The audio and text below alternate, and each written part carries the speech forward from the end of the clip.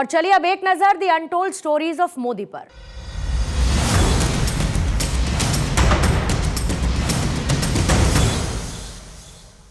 जब हम health ministry के लिए गाना बना रहे थे तो हमें मोदी जी के फोटो और कुछ वीडियोस को शूट करना था, और इस विषय में जब हम उनसे मिले तो उन्होंने समय तो दिया ही, साथ ही बहुत से सुझाव भी दिए।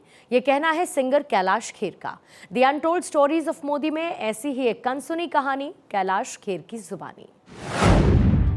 जब 2015 में साहब ने हमारा नाम मनोनीत किया, चयनित किया बनारस के घाट से, और वो नाम चयनित किया था स्वच्छ भारत मिशन के लिए, तो हमारा नाम भर लिया मोदी साहब ने, क्योंकि हम लोगों ने स्पिरिचुअल म्यूजिक को थोड़ा एक मेन स्ट्रीम में लेकर आए।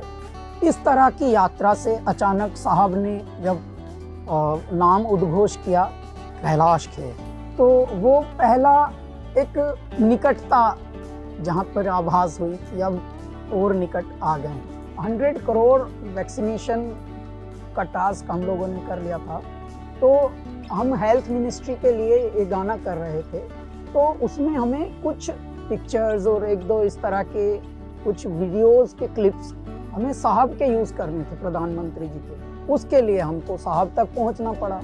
अब जब हम साहब के यहाँ तक पहुँचे तो उन्होंने कारण पूछा क्या कर रहे हैं। हमने जब बताया इसके लिए हम कर रहे हैं, तो हमें न केवल उन्होंने परमिशन दी, परंतु कुछ एक दो सुझाव भी दिए।